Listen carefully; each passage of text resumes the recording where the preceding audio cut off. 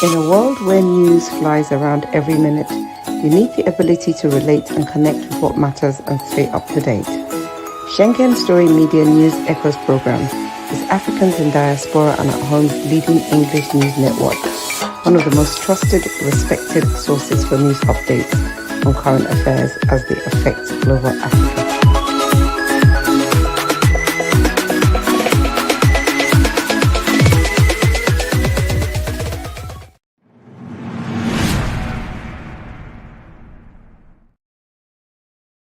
Yes. Viewers around the world, good day to you. You are welcome to yet another beautiful week start, the 5th day of the month of May 2025. My name is Mark Godwin Iweajuwan, and I'm here in the Milan studio. Joining me from the other studio is also our man from Lagos, Nigeria, Ogbeni Olayinka Raji. Raji, welcome to Monday Between the Lines. Greetings, ladies and gentlemen. Greetings globally. Welcome to Between the Lines on Monday on SSM. Nice. I like the way you said those words. Raji, how are you? How are you keeping up? I'm very fine. Mhm. I'm very fine. Nigeria is a lesson for all of us, and it's better for you to understand the lesson for a better life. I've stopped complaining about anything, and I take each day as it comes, and I take it with all equanimity. Take each day as it comes, and you take it with all valor, all strength, everything you have. Yes. Everything you have. Oh, there. All right, Raji, you are welcome. We appreciate your taking out your time also to be in the studio. Raji, a lot is happening. Viewers, you're tuned into Monday week startup news updates between the lines, and we're here. I'm here. Raji is here with me. It's a program where we look into various news that have made the weekend also, and be able to analyze them from our viewpoint. Also deciphering these world events and looking up to what holds for us. Okay, gentlemen, Raji, before we go into the real news, I don't know if you're following the V-Day, Victory Day that marks the end of World War II in Europe. It begins, the celebration begins from today, and it will run through till the 8th of May. So today, in the UK, we saw the royal home doing some opening of the events. We saw King Charles. That's the picture there. King Charles and the royal family all marking the beginning, the start of the anniversary. I think this year will be the 80th anniversary of the end of the Second World War. Raji, what do you know about the Victory Day, V-Day? It is their Victory Day. Almost all the Africans who went to that war came back brutalized. Oh, they came back, and after the war, they did not get their severance. And when they protested, they were shot at and killed. It's their own Victory Day. It's a day that a lot of people a lot of our old retired soldiers who went to Burma, who went to all the.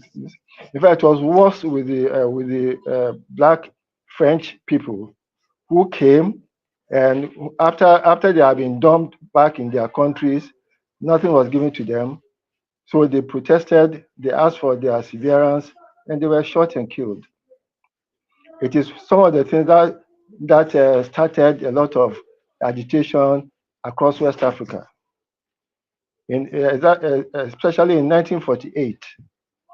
It happened in Lagos, it happened in Accra, where the old soldiers who had returned from the war, having waited almost 3 years for their severance to be paid, went on a demonstration. They were shot out and killed. Reggie, my father, yes. my father was a soldier in Nigerian army, but he didn't go Okay. to. He didn't go to. As at that time, he was still a young soldier, young man. So he didn't Mm. go to that to the front line during the Second World War. Mm. But he Mm. eventually went on some other missions, other outreach events for the British government too. I didn't know that there is this story about the Second World War. What you just said now is eye-opening. That these Mm. soldiers came back and they were not treated well, because that's the Mm. opposite of what we had when we had the Civil War, Biafran War. The Southeasterners that were conscripted to the Biafran War side, when the war ended, they were brought back again. They were brought back to the Nigerian army, and they were Yes. treated well. Yes, Mm. Obasanjo spearheaded that arrangement, Mm. General Olusegun Obasanjo. Yeah. So to hear They may, about this, they, mhm, they may lose some seniority, but most of them were absorbed. yes, that was what actually happened. A lot of them lost their rank, the superior Mm. rank they had, because they just relegated everybody to one flat rank to start with. But at least they were absorbed and they were treated. They had some Mm. treatments too. Yes. Okay, I think you just opened up for us. It's something we need to look as the week goes by, because the event will last from today till the 8th of May, Victory Day. They say is the time, viewers, they say it's the time when the war ended, and that was in 1945. Is that correct, Raji? Yes. So Their war, the not war their ended. war. Yes. Okay, so it's 80th anniversary this year, that Victory Day, and we'll be looking through. We'll be going through with the event. Raji, you opened up for us. Good one. All right. That Thank you. was a good dog up you just did. Okay. Reggie, also, before we go into our major news, there's a breaking news from America. America is always having this breaking news where people are killed for nothing. 9 people have been shot last night, Sunday night, Mm. in Arizona. Arizona is one of the states in the up north. I think there's a clip on that. Let's see that clip, Reggie. All right.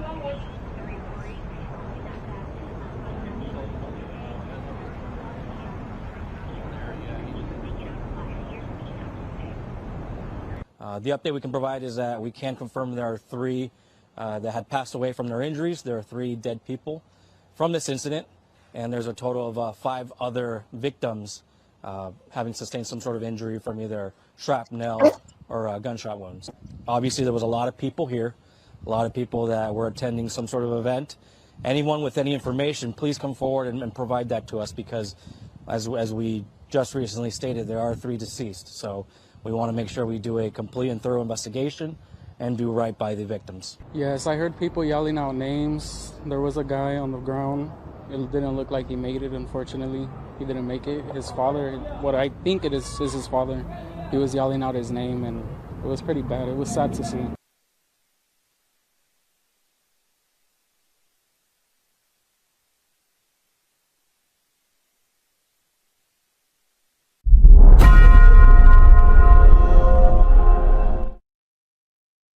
Okay.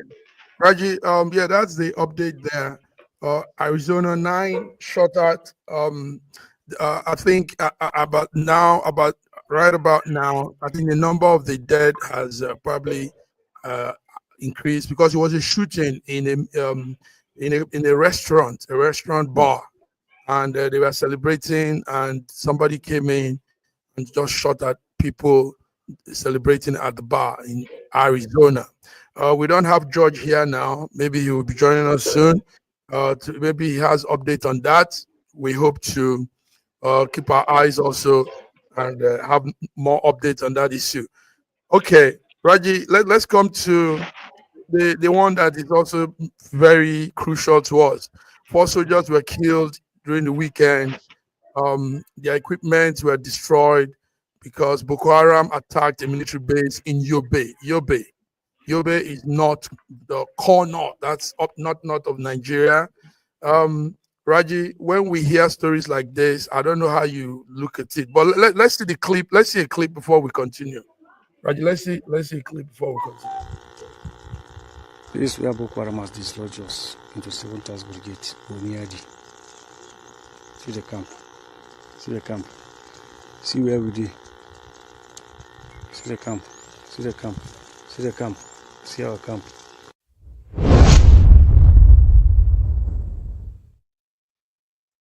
Okay, Raji, that is coming from Yobe State. So 4 soldiers lost their lives. These are our servicemen at the front line. I just normally wonder how easy it is for them to attack our military bases, to attack barracks with such impunity. Yes, and easily. They just penetrate, and that's my. And it doesn't matter whether the barrack is remote or inside town. They have gone into the Kaduna Defense Academy. They have gone into the barracks in Abuja. Yeah. So unless there's some connivance, I don't see how easy it is for them to be able to breach all our securities so easily and so effortlessly. Raji, it baffles me too, because we know attack on civilians, yes, that could happen, but how do you, that means they are daring them, it's like, we dare you people, you can't do that. Raji, it's a shame too. It's serious. They come into barracks where soldiers are living with their family, and they ransack the barracks. No, there's something wrong. There's something wrong. There's something seriously wrong with both our military and our security system. Raji, imagine coming to the barrack and they also said they looted a lot of things. They took a lot of arms. They went into the armory, stole all their arms. How did they get into the armory? Can you imagine, some level of connivance? Because the armory should be a real safeguarded place, secure, heavily secured. So how do Raji? There's so much the Minister of Defense and everybody has to tell us. I mean, this looks so cranky. A whole nation, sovereign nation like Nigeria, have our army barracks porous to the enemy, to terrorists. They are not. No. You are making a mistake. Boko Haram is not a terrorist organization. At least the government of federal government has not declared this so. It has been easy for them to declare IPOB a terrorist organization. You see what's happening now? So now they can ravage our land, destroy our barracks, kill our people, our servicemen, and go free because nobody wants to call them out. Raji, this is really crazy. When I got this news, I was wondering, but how? And this is about the 10th, 50th time we're hearing this. The nth time of their invasion of critical security posts. But then you remember that they are routinely, a lot of them have become repentant and are routinely integrated into the society, only for some of them to go back. If you're treating a group like that, when they come to you as repentant Boko Haram members, you take them back, you rehabilitate them, you fund them. People who are not part of the Boko Haram before, they can now go back into the cycle because they also become Boko Haram insurgents. They'll come back and tell you they are repentant, and then for you to rehabilitate them. So there's a cycle. There's a cycle. Raji, please hold tight there. What you're saying is crucial, but let's bring in George. Viewers joining us from Toronto, Canada is our major man, big man, George Chukwu. George, you're welcome to Between the Lines. 5th of May 2025. George, can you hear us? George, we can't hear you. I think there's a small... I don't think he can hear us. Yes, he'll fix that. So, Raji, you're saying something very important, Raji. Now, Raji, the Minister of Defense on countless times have said they are winning the war on this terrorist thing, blah, blah, blah. But this is just yesterday. These guys went into our barracks. Let's see if George can hear us now. George, can you hear us? Can you say something?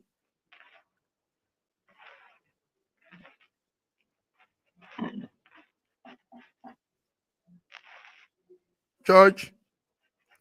Okay. Can you hear us now? Man, George. Okay.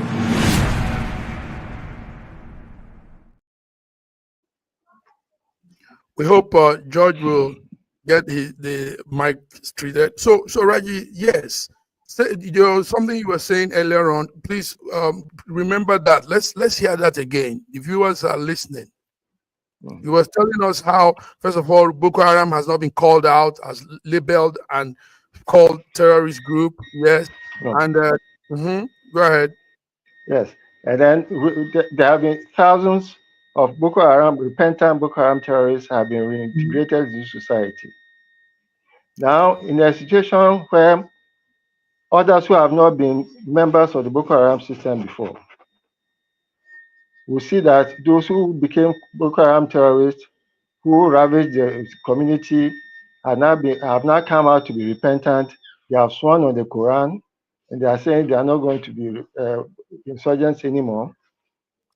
And they see them being rehabilitated and funded. Sometimes they are given houses. Sometimes they marry wives for them.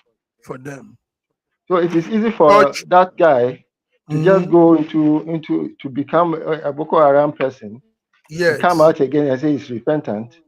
And also go into the barrack. Okay, let's welcome George. George Chukwu from Toronto, Canada. Can you hear us now? I can hear you. Can you hear me? Yes. Yeah, we can hear you. Okay. Even though there's a lag. Yes, we can hear you, George. George, it's good to see you. How are you, big brother? How are you, big? I'm awesome. I want to welcome viewers from around the world. Sorry about the technical issues I've been dealing with since we started. It's okay. Yes. George, we've been talking. Raja has been giving us some real insight here. First of all, we remember that today begins the British people celebrating the what they call the V-Day. That's marking the end of the World War II. Today till the 8th of May, they will be having those events. The King Charles we saw earlier was doing some parade, and we talked about that. Raji said it's their war, right? So I don't know, George, what do you know about the V-Day?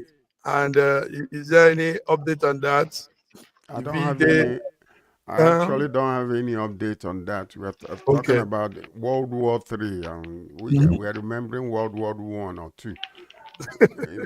We're heading for World War III right now. That's the most predominant thing in my mind. Okay. I can understand them celebrating that. That's okay. That's okay. Okay, George, there's also the update from your corner, not too far from you, in Arizona, United States. 9 people have been shot at last night. Did you hear that? Were you? Yeah, I saw it on a news flash. I saw it on a news flash about 9 people, but they were still getting the information ready. Yeah, when I had it, Okay. Then we now came to the core issues we have here. We were talking about 4 of our soldiers being killed, Boko Haram penetrating into our barracks and killing our servicemen. And we were just analyzing that before you came in. George, is it not serious that this is happening? This is about the 10th time we're having soldiers come into our barracks and kill our servicemen. Tell us, George. Terrorists coming to the barracks. Terrorists coming to the barracks. Yes, it is. Sometimes you go through some of these nonsense that is happening in our country, and it becomes a laughable situation. Nothing is serious in that country anymore, if you ask me. You know, considering what has been happening in the Middle Belt, in the Plateau, Jos, Benue, and all those type of things. So this one is nothing but a laughable situation. Think about it for a moment. Here we are subduing all citizens. If anybody rises up and say anything bad about the government, they will trump us some charges, arrest the individual, and put them in jail illegally. And then you're talking about Boko Haram. Well, Boko Haram is part of Nigeria now. The people sponsoring them are the government officials from the north. So, you know, they're doing their thing. They've been doing it for many, many years. If it's been something, and then when you capture them, then you lock them up, and then you'll be told to release them. And through the back door, you bring them out, gather a lot of virgins, and, you know, do a mass marriage for them. And then, you know, when you didn't do that, they will come and kidnap your girls and pregnant a lot of them. This is all laughable situation. I think we need to concentrate on better news than all that mess, because Nigeria is not ready to change, unfortunately. So there is no need to waste our time talking about nonsense. The government is there, the military is there, and then what are they doing? EFCC, the only thing they do is when it comes from the top to go and arrest an individual because they spoke against the government, they will go and arrest them illegally and lock them up. Man, let's find some better news outside of Nigeria and start talking, because that country is, you know, it's real tiring, if you ask me. It is tiring. But you see, the situation around. Yes, Raji, go ahead. Yes, it may be tiring to you, Sir George. But those of us who are here, we are roughing it out. We are roughing it out. We are showing our resilience. Unfortunately, my brother. In spite of all the nonsense that is going on, you see, Boko Haram has consistently invaded, killed our soldiers, our servicemen. They are not terrorists, as far as the government is concerned. But IPOB is a terrorist group. And IPOB doesn't carry guns. But IPOB is a terrorist group. Meanwhile, Boko Haram that has been killing our soldiers regularly are their members deemed repentant, and they have been resettled, rehabilitated, funded, given houses. And therefore, those who have seen them, all these people being rehabilitated and funded, feel that yes, they can also become Boko Haram and come out again and say they are repentant and go through the cycle. I think there's a lot of people who's going through that cycle. You have to understand something, okay? If these soldiers are cows from the north, they will value their lives. Oh, it's very unfortunate. They value cows more than human lives. So to them, they're just killing regular, uneatable animals. So to them, it's not a problem. But if they are cows or cattle from the north, then you will see them rise up. Because to them, all these soldiers that are killed, they are worthless to them. So that's why they're killing them. But they will not kill cows or cattle from their ranches. So that's exactly what it is. And that's how it's so laughable. Because all these things are happening. And then when the people rises up and want to go and protest against the government will rise up and kill a lot of them, bury masses, and nothing is really happening. So what do you expect? I don't even understand it. We just keep on going the same cycle, up and down. Nothing is happening. Because now we are in what you call democracy. It's no more democracy. Think about it. No, because think about it. Yes, no, seriously, think about it. Mm-hmm. It's no more democracy in that country. Yes. I don't know what it is. I don't know what to call it. Mm-hmm. It's Raji used to use a word that we use also here in this part of Europe. Anyway, guys, the sad thing about this story is there was a breach in their security labs. These people also went into the armory of that barrack in Yobe State, north of Nigeria. And and have had access to the armory. So you ask, how do they have the access? So some of these things you people are saying could be added as it. What I mean by that is, Raji, you talked about bringing, recalling some Boko Haram back into the society. Now, those ones could go back to the barrack, study the barrack, and join their Boko Haram again and give them the info of how the barrack structure is. You know, for them to have those access to the armory and everything. It's really crazy. Anyway, ask yourself this question. Mm-hmm. Where should be the most protected area besides the presidential palace? Isn't it those military barracks? Straight up. So that now, what you call cattle rearers, Boko Haram, bring their guns into your barrack and was able to kill a bunch of people and have access to the armory.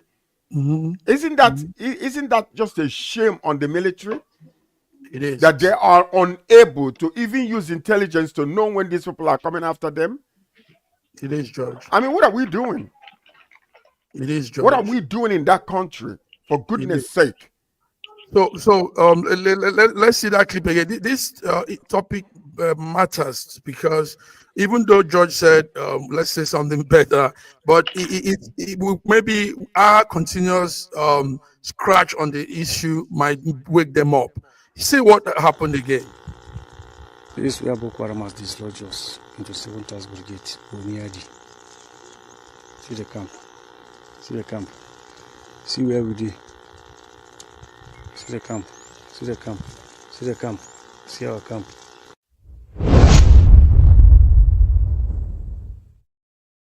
Who was making the video? Yes. A soldier was making the video. He was lucky to have escaped, but 4 of his fellow his colleagues were taken out. Now they dislodged them because there was, like they said, the story is there was a breach. Somehow the commanders told them, move on, you people are covered, but they weren't covered. And this happened. It's sad. Servicemen, people that put their heart to die for our country, are now being killed, slaughtered like chicken. We can't take this again. The government has to do something. Nigeria is a joke, honestly speaking. Nigeria has become nothing but a joke. Think about it for a moment. In a military barrack, this thing is happening. Who are fueling these people? Who are arming them? Who is giving them the ammunition to come against a military barrack? Come on. We have shown ourselves so naked to the world that even little country like little countries can now come and invade Nigeria because you guys are nothing but a talking giant that have no action whatsoever. Come on. No intelligence that the military men are going to be there in the barracks and then they're going to be hiding like women. Maybe we need to employ our women to become the military men in military people in Nigeria, because women might be able to protect us better than this. There might be connivance. There might be connivance, definitely. Yes. Because the ease with which they breach all our securities is baffling. Yes, there might be connivance. Yes. Yes. All right, viewers, that's it. Boko Haram killing 4 of our servicemen in Yobe State. And federal government, we are calling you out, Ministry of Defense, into all of those ministries in charge of security of lives. You have to wake up. Something has to be done. Something has to be done very fast. Thank you. Finally,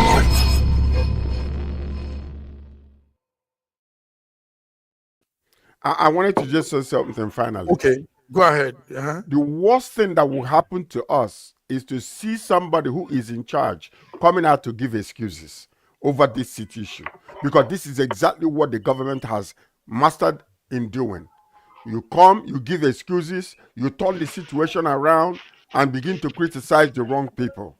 So please, let us man the situation and ensure that this does never happen again, because this is a shameful situation happening in our country. Thank you. That was the final notes. So we hope you had that, those consigned. Gentlemen, let's come also to a small news before we go on the break. Somehow, NDLEA, that agency that handles drug law enforcement agents, they intercepted a big chunk of some real heavy drug during the weekend. About 3.4 billion naira worth of opioids, codeine, cocaine, and everything. Gentlemen, when we hear this, it looks like some agencies are working. And are they not working, Raji? Well, they seem to be working. I hope it is not just publicity. Okay. I hope it's not just publicity, but they seem to be working. And I hope it's not a recycling of the same things that they seized one time or the other. They seem to be working very well, and so is NAFDAC too. Okay. Okay. You mean the clips we have shows fresh encounter. I mean, fresh activities. So it's new. About 3.4 billion naira worth of opioid and a lot of hard drug. But you see, it's not one state. It's both Rivers State, Port Harcourt, and Lagos State joint operation they did. George. Okay. I would say congratulations to NDLA because they're doing good. I mean, this is the second time they're recovering something huge like this. When they do good, we have to hail them. Because there are some like what you said. Some departments are very active. You mentioned NAFDAC also, because these are the things. Is it that they're bringing these drugs, and our people are dying. Remember the crystal meth, Igbo call it mkpuru that was destroyed a whole lot of our youths. Because they find a path of least resistance by taking drugs to mask all the emotional trauma that is being caused in the country. And most of them died. So congratulations to NDLA. We are proud of you. Please continue the good work, because Nigeria is a great country. And if manned well and governed well, that country will rise. But let democracy speak, not authoritarianism that we are experiencing in that country. It is no longer a fancy, sexy thing to be talking about, everybody that, have a freedom of speech and come and speak against the government, or you come after them, you trump up charges and lock them up.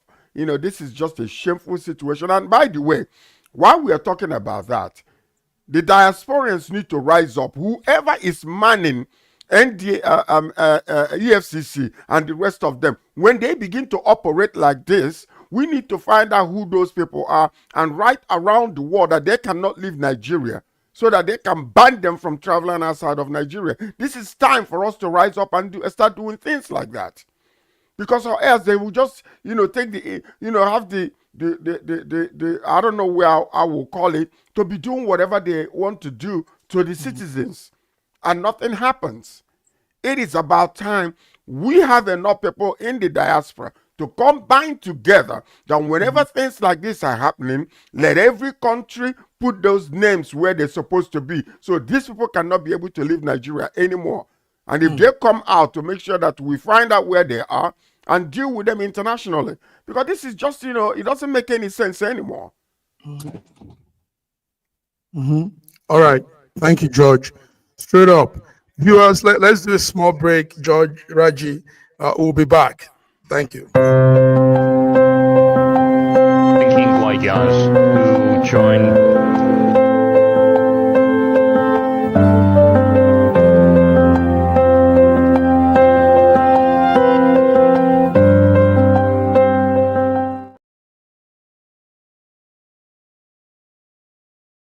Elevate your new week. Fuel your success.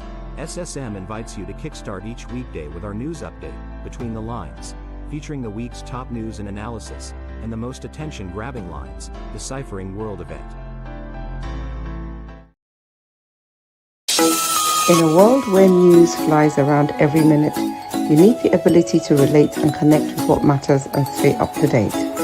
Schengen Story Media News Echoes program is Africans in Diaspora and at Home's leading English news network, one of the most trusted, respected sources for news updates on current affairs as they affect global Africa.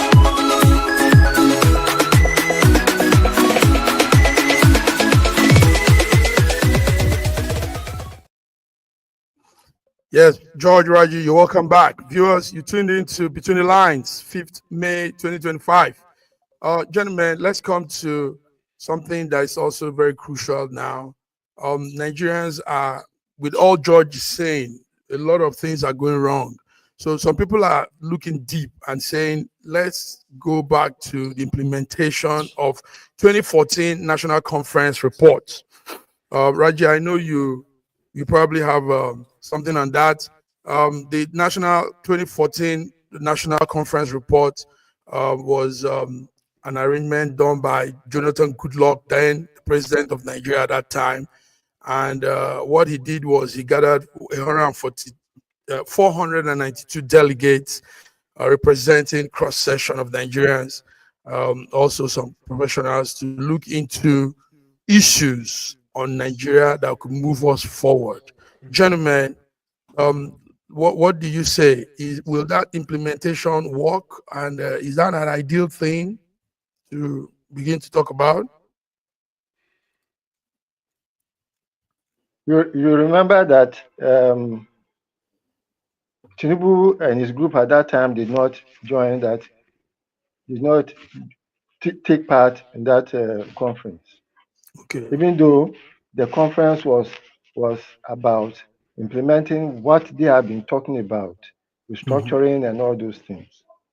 You know, now that Tinubu is in government, I don't think he will ever look at that report, even if the report is good. That also reminds me about Vision 2010. When I got the document of the Vision 2010, I was wowed. You know, I had to go and see Shonekan, and I have to prostrate for him, because that document is a fantastic document. But that document has been shredded and dumped into the dustbin. Same thing has happened to the whatever Jonathan tried to do. Same thing has happened with the deceit, the deception that happened when APC set up a restructuring committee with Erufai as chairman. There is no honesty. There's no honesty in government. There's no honesty in the people in government. There's, however, another group, the Movement for National Restoration, which was a group set up by Chief Enahuru before he passed. We are also trying to organize something like that, where nationalities will be represented on the forum and will come up with something. The constitution we are running now is an illegitimate constitution, even though it is a prima facie document that you have to deal with. There's everything in that constitution to make Nigeria ungovernable. But that's the constitution we are using now. Until we say to ourselves, look, enough of this nonsense is enough. This presidential system of government that we are having does not favor us. It's not good for us. To be president of this country, you must have at least 1 trillion naira. And the person who puts in 1 trillion naira to be president is just going to make sure that he gets his money out. It is a transaction. It's a transaction. It's a transaction. Okay. But yes, but in a parliamentary system, the head of government is the leader of the party. Let's welcome BD. BD from Lagos, Nigeria. BD, Nana, you're welcome. Good to see you. Yes. Good evening. Auntie B. Yes, we can hear you. We can hear you. Saraji, Sir George, good evening. Our viewers all around the world, good evening. I'm Good pleased to be evening, here today. BD. It's good to have your Pleasure, man. face with us today. You make us look good. Thank you for having me. Nice. All right. Yes, we're discussing what a lot of Nigerians are asking for: the implementation of the 2014 vision. And Raji just told us now about the 2015 or 2010. Yes, the 2010. Yes, that one was more of an economic plan, But the 2014 was more of, it was general. It encompasses every thing that makes up the sovereignty of Nigeria. George, what do you have on that? Let's hear. Well, I mean, I know they had about between 500 to 600 delegates that have been, they came up with almost 600 resolutions and produced 10,355 page reports. Now, it looks good and it sounds good, but what difference is it going to make in our governing system in Nigeria? Would this government, accept such a resolution? Would they accept it as something that is viable to bring equity and fairness and justice around among all the states? I doubt it. And even if they adopt it, would they obey it? Okay. Because you can receive a resolution. It is 10,355 pages, and they're going to go through it, about 600 resolutions. These are things we've been asking for. Okay. Now, the government can only adopt it if it fits into their own narrative and it will become advantageous for them. But if it is not, they will not adopt it. They might bring it in and let it sit for many, many months until they get out of power. So, all these fancy ideas, and I'm quite sure that a lot of money was spent by these people, about 500 to 600 people coming together, sitting down, going through these things and producing all these reports. Billions of naira were spent. So, but what is that going to do in the bottom line? What is that going to do to the citizens of Nigeria? Would it change the government practice of not suppressing the people? Would it change the government practice when people come to exercise their constitutional right of freedom of speech and they will not begin to, arrest them and then lock them up? Is that what's going to happen? And if it's against the North, will it be adopted? If they find any loopholes there whereby the South can also enjoy the same thing they're enjoying, would they adopt it? Those are the critical questions that we have. So we need to really pay attention. Yes, to what is happening in our country. Paying attention. BD, you are there. You probably also had the news. The man championing this cause is Bode George, the PDP chieftain in the Southwest. He says for a better Nigeria that Tinubu should implement the 2014 National Conference report. Now, what we did was have a little insight into that report, and I see, some very good analysis. Some interesting analysis there. For instance, they said to scrap the 774 local authorities, create at least 18 more states, and reallocate the way the revenue allocation is being given so that everybody will come on a playing field and all those type of things. They are fanciful, beautiful things that they have looked into in detail. And some of these things, if well implemented, Nigerians, citizens will enjoy. But the question also arises, will it work? Would they actually implement it and respect it? Okay, let's hear from BD. BD, tell us. Yes, you think they will hear this? Yeah, it's been, let me use the word, trending in Nigeria. But the question we should ask ourselves: are they truly going to implement it? If you want me to tell you the truth, they certainly will not. Now, see, this is why I say that when this government came on board, this was the first thing they said.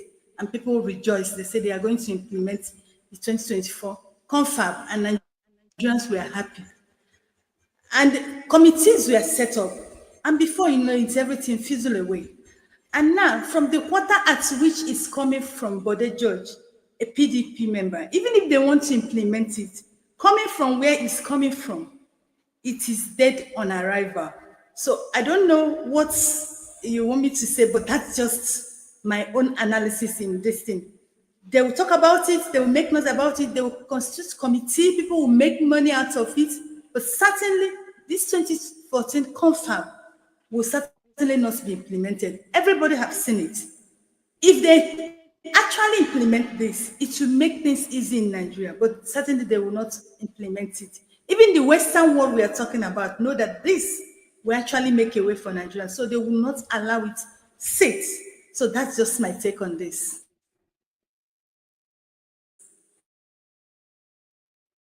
Strong take. You're there with George too. Viewers, you're tuning to Monday Between the Lines, 5th of May, 2025. We're talking the 2014 national conference that was held April 17th of 2014.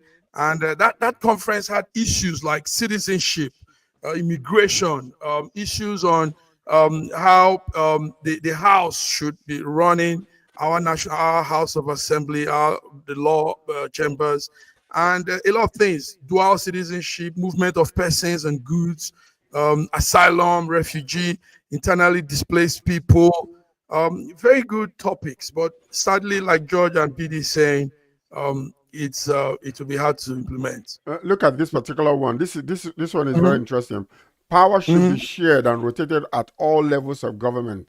Presidency should rotate between North and South and among 6 geopolitical zones of the country. Likewise, governorship posts should rotate among the 3 senatorial zones of the state. So can you just imagine where this is possible in Nigeria?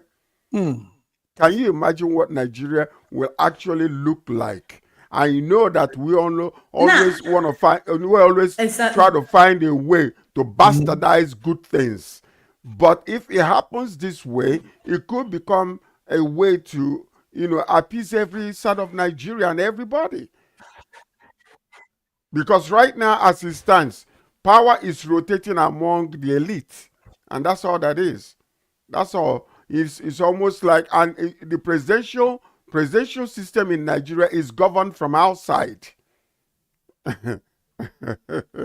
Wow.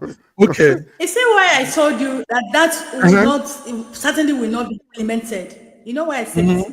APC is a government that likes to grab power. And everything APC is doing in Nigeria is towards 2017. So implementing that will take a lot of power off their hands. So certainly they will not implement it. Do you understand? So even if they are going to implement, maybe towards they could implement it. Yes, a second term when he secures his 4 years. No, when he secures the 4 years to make his rulership 8 years, then he can implement it. So when he leaves, then we can start killing each other. All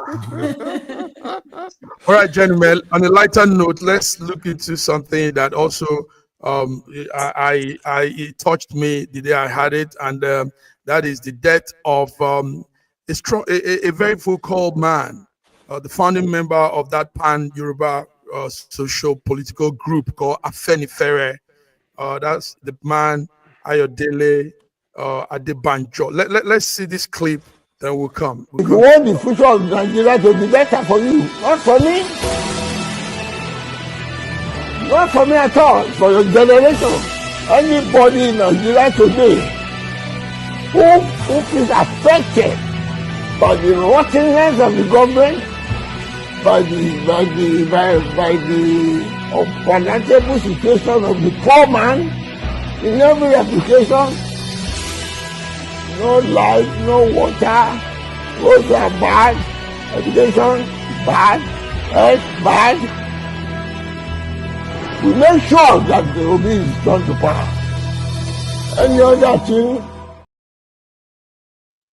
Now, that's the elder man, Ayodele Adebanjo. He died February 14th on Valentine's Day, interestingly, 2025, at the age of 96. But he was laid to rest 2 days ago on Saturday, the 3rd of May. Services were done in Ogun State, southwest Nigeria. Gentlemen, that was a man that spoke his mind all to his death. And like you all know, he supported LP presidential candidate Peter Obi. Let me start with Raji. Raji, when we lose people like this, obviously vacuum has opened. Are we going to have more minds that will come like this? When an old, upright, honest, respectable, decent old man dies, and at that ripe old age of 96, he goes away with a whole library. A whole library of knowledge, of what it takes to be decent, of the man never came out to contest elections, but he was a brain behind a lot of the policies that the Action Group, later the UPN, and later the Alliance for Democracy put forward. He was a consistent believer in the ideals and ethics of Obafemi Awolowo, the present-day Orisha of Yoruba land. He was a disciple unto his last day, and he always said this as it is. He never saw white and called it gray or not white enough. He said it as it is. Indeed. And you can go to bed with whatever he said, he told you, because the next day you find him in the same spot. And this is what I told you yesterday. This is what I'm telling you again today. He doesn't have to insist, because he's truthful, he's upright, he's honest. When he says good morning, you don't have to go out to look whether it is morning or not. May his soul rest in perfect peace. We have lost a gem. We have lost a whole library. Thank you, Raji. Truly, Raji, your words are very deep. Ayodele was from the southwest, but he rooted and strongly supported Peter Obi. Didi, tell us. That showed how he probably wasn't tribal. He wasn't thinking any of those things like people do, tribalistic thoughts. He was out for true governance, real. There was nothing tribalistic in his stance. He was standing for decency, for equity, for equality. It has nothing to do with tribalism. Yes, the man was a proud Yoruba man until his your last audio day. is off. Yes. Okay, let's come to George. I think BD's audio. Georgie. Yes, sorry. yes. You know, I say condolences to Nigerians. We've lost a great man, a real legend. That's what I call him.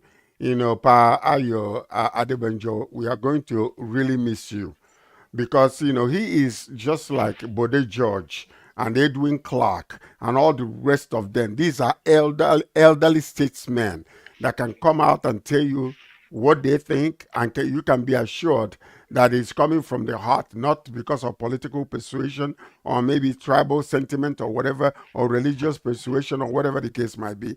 These are men that actually love Nigeria and want Nigeria to stand the way it is supposed to stand. So we will miss him very, highly, and our condolences to the family. We mourn with you.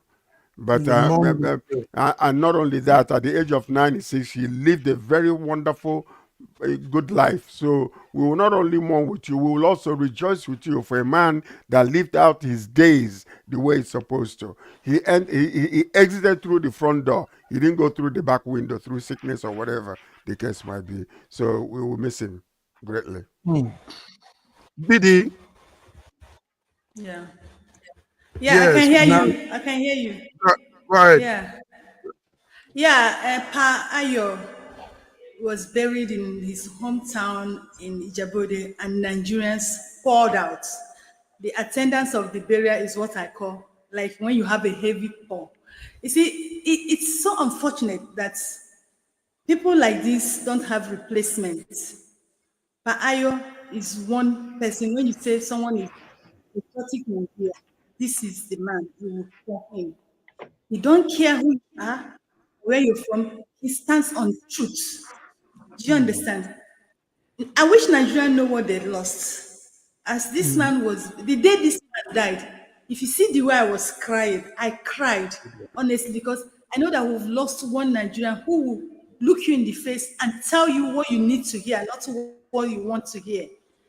And it's so unfortunately that people like this, like Sir George said, Edwin Clark, they are going and we are not having the replacement. Do you understand? It is a thing that we Nigerians should be concerned about. Now we say, Pa Ayo has gone. Who can we say will look around an elder that say, oh, he can take his place? We don't have such elders in Nigeria today. The kind of elders we have are the elders who move with the Ghana must go. Do you understand? Their words are being changed just at a flip of paper. Now, so Nigeria really lost something. I'm telling you, I am feeling it. I'm telling you, look at what is happening in Nigeria today. Nobody can even stand and say something like Pa Ayo would have done. We don't have such people now. So, in fact, I'm feeling bad. But what can we say? They say God knows the best. What can we say? That if we have our way to buy, we would have bought for him to still live with us. Okay, for one last time, let's see that clip again. Because of the truth, he cuts across a lot of people. Mostly, if you're a true Nigerian, you believe in honesty, integrity, and all of that. This is the man that represents. You want the future of Nigeria to be better for you, not for me. Not for me at all, for your generation. Anybody in Nigeria today who is affected by the rottenness of the government, by the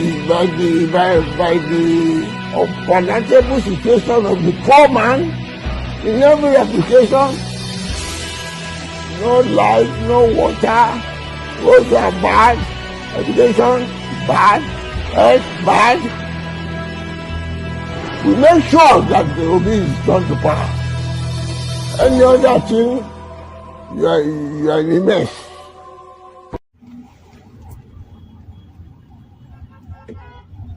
Said any other thing, we're in a mess. Now, he was a supporter of LP P2B. What you're saying is on Saturday, the 3rd of May, was the final arrest in Ogun State. So he was arrested in Ogun State, Chebute in Ogun State, and P2B was there. Obviously, he will be there. Also, we saw the after party where the LP candidate for Lagos State, Diaspora Bible, was dancing. That's him there also that day of the burial. Okay, so this is it. We appreciate when we see such respected, noble Nigerians. And thank you guys for what you've all added. Let's look at some last issues before we go. George, we're hearing that Trump now says movies that comes into United States that is not produced in the United States will have 100% tariff. So this affects our Nollywood movies because Nigerians in the United States are watching those movies through YouTube, through all these Netflix and everything. Now they are going to put charge on it. BD and George, I know this is some of your issues. Let's hear from George.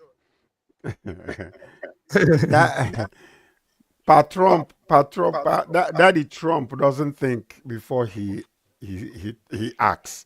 That's the only problem.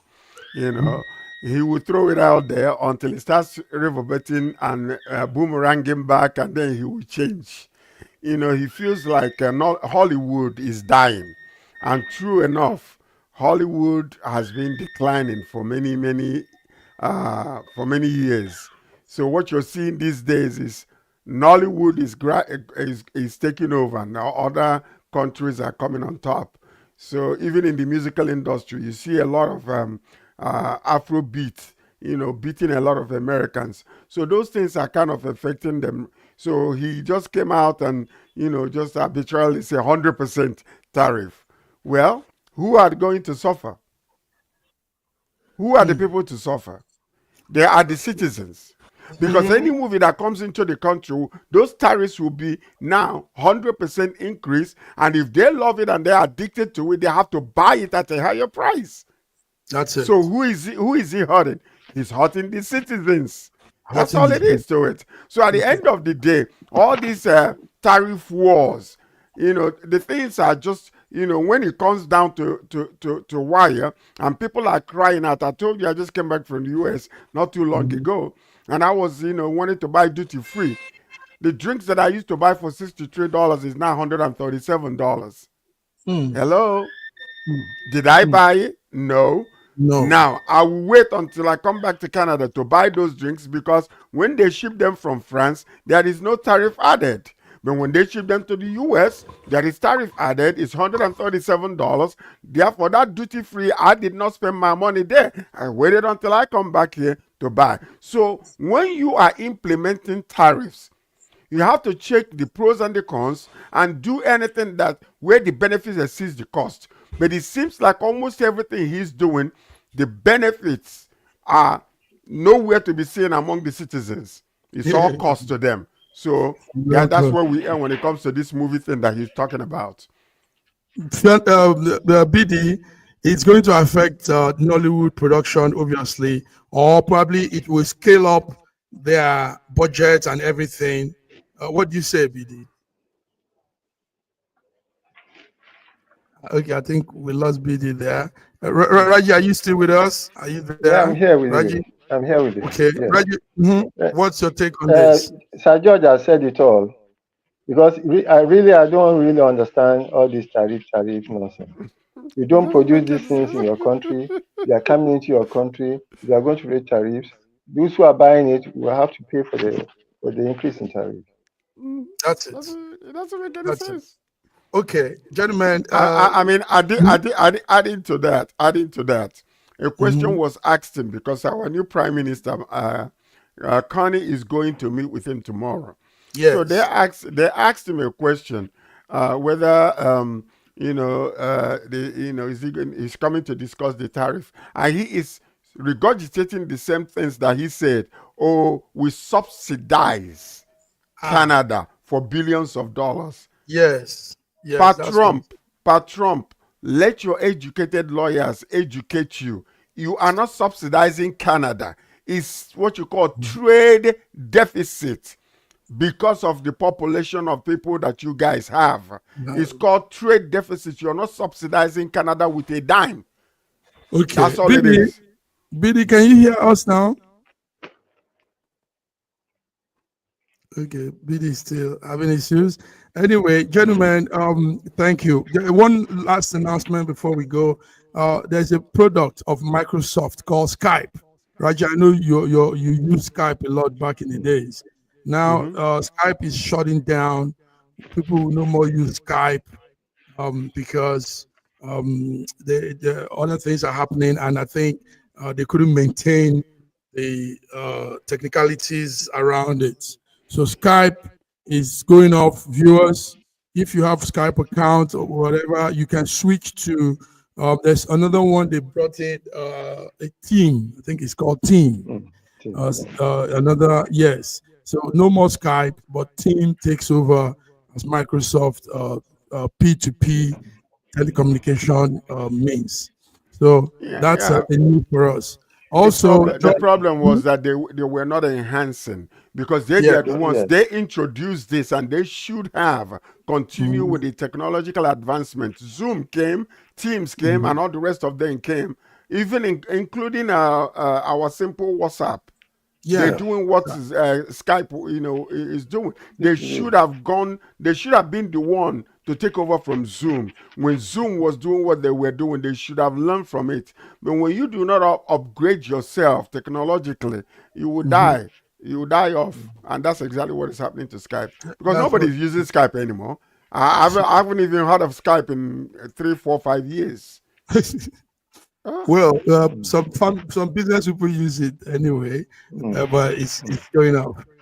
Also, George, we know the PDD case. Lawyers are all moving in. What PDD did was what he did was to bring in some of the best attorneys that you have. So there's a lady he has brought in, Murino, and let's see if he's going to survive what's before him. So, George, I think by Wednesday we'll be having some update on that. You're going to have an update on it, but let me tell you something else. Some of these top-notch individuals in the music industry, movie industry, and sports industry will contribute to ensure that PDD doesn't go down. So they can fight this thing and make sure that some of this information that he has, is not going to come out there, because a lot of people will be shamed if it does happen. A lot of people will be shamed if it does happen. PD, what's happening? Yep. Yes, we'll be losing you. Can you hear us now? Yeah, I can hear you. It's the network. What did you call it? You call it Asiwaju network again? Is that Asiwaju network? I think people should leave my Asiwaju. That's my man. We're doing. That's my man. Give us updates you have on anything you've been talking. Yeah, the main thing that is happening is about VDM and the culture of silencing Nigerian. That's actually what is trending in Nigeria now. The VDM. Very dark man. Yes, was arrested on Friday. He went to Zenith Bank. Very dark man. Yeah, VDM there. So you people already know the story. The thing is this: the mother said they've been deducting money from her accounts, that she took loans. She said she did not take any loan. So he went to ask them, why are you people deducting money from my mother's account? She said she did not take any loan. The next thing is that he was arrested. The first news we got is that he was trapped on GTB door, and EFCC came and picked him up. Now, as of yesterday, news came that it wasn't GTB. Now, my question as a media person, GTB is a global bank, it's a big bank, it's not a mushroom bank. Why did it take you people over 24 hours to give out a statement? This thing happened on a Friday morning. This thing started, your PR department would have come out with publication. But people kept quiet on Friday, kept quiet on Sunday. It was on Saturday you could now release the footage and were saying, it's not us. Now, I go back to the very dark man's lawyer, Deji. Deji was actually the person who started this on his S account. He said, if I'm coming back to Nigeria, I'm going to move all my money from GT Bank. People should be paying for their consequences, for their acts. You know, Nigerians, they not jump into it, and it started trending. Now, it's just today that EFCC now came out to say, it's not GTV. There are a lot of petitions against very dark man for cyberbullying. Do you understand? Now, the tension has cooled down and a lot of damage has been done. So my blame is on GTB. You know, it goes down to not regarding people, because we live in a society where people are not regarded, people are not respected, people don't have respect. Because if GTB as a bank have a respect for Nigerians, the first thing they would have done is to issue a statement. But you did not do that on Friday, you did not do it on Saturday, it was on Sunday you start coming up, because you saw people were max moving out of your bank. So that's actually the main thing that's trending. Now, what is this thing? Nigerian governments don't want Nigerians to speak. Do you understand? Now, if you feel you are bullied, you go to court and they will invite the person that felt that is bullying you. They invite you to court. You speak at the court. But arresting someone as if he's an armed robber without having invited him is still that culture of silence. The thing is that Nigerian government don't want to see any Nigerian who has a voice. Very Dark Man is not my best of friends. I've clashed with him in so many things. Do you understand? But I'm the kind of person that attack issues and that attack personality. So that is actually the main thing that is happening in Nigeria now. Can I quickly say something? Okay. Number one. What they did, pay attention to this. This is very, very important. It took them time to go and find a video where Very Dark Man came to their bank. And then when he came to the bank and they showed him leaving the bank, or it took them time to edit things and turn it around to come out and say that they were not the ones that actually did it. But they delayed the man, according to the news that was heard. They delayed the man for a while until these people, how did they know that he went to that bank to come over there and to arrest him from right after, even if he did not arrest him from the bank? Who called them to let them know that the very VDM was in that bank for them to come in that vicinity to wait for him? You see, GT Bank is still trying to exonerate themselves, but the public must hold them accountable for what just took place, because they were part and parcel of the whole thing. So they knew what happened. Let me tell you something. When you go and check that video that they were releasing to say that, oh, we don't have anything to do with it, go and check that video. If it is forensic evidence is done on that video, you will see that it has been doctored and something happened in it. I was watching it earlier. So that's what they did to exonerate themselves. But I believe that institutions ought to be neutral when it comes to things like this. Why would they blindfold this man and beat him up like a criminal simply because of what? Because 2 weeks ago or last week, he spoke and was talking about, then come and arrest me. And then they wanted to show him, yeah, we got the power. We can arrest you. It doesn't matter. We can violate your constitutional right for freedom of speech and nothing will happen. Nigeria, be careful. Be careful. You guys are treading on a very thin line. It is no longer good. I totally agree with Sir George. I totally agree with Mr. George, because you see, we are media people. You know, getting that video, it will not take them up to 13 minutes, but because they actually wanted to edit that video, that was why it took them over 2 days. I agree with you. You're correct. Thank you. So, viewers, for those of us abroad, overseas Nigerians that don't know what we're talking about, is this young man you see there. He's called Very Dark Man, VDM. Now, VDM says he's the voice of the voiceless. What he does is he stands like an advocate for people that don't have lawyers and people that have situations, nobody to help them. He comes in and he helps put solutions to whatever problem they face. So now he is in the custody of another heavy topic that is trending. Yeah, there's another anti-party activities. Aburi-led faction set to probe Abia State governor. The Aburi of Labour Party, they are set to probe Abia State. Let's have you on Wednesday to give us updates on that, BD, if you can, please. Raji, I want us to leave now. We've used some extra time, but it's all beautiful. The updates are coming well. George is adding his own. Raji, do you have anything you want to add to? Just that I want to tap into the grace that Ayo Adebanjo had. That even at 96, the guy was still lucid. His intellect was in complete.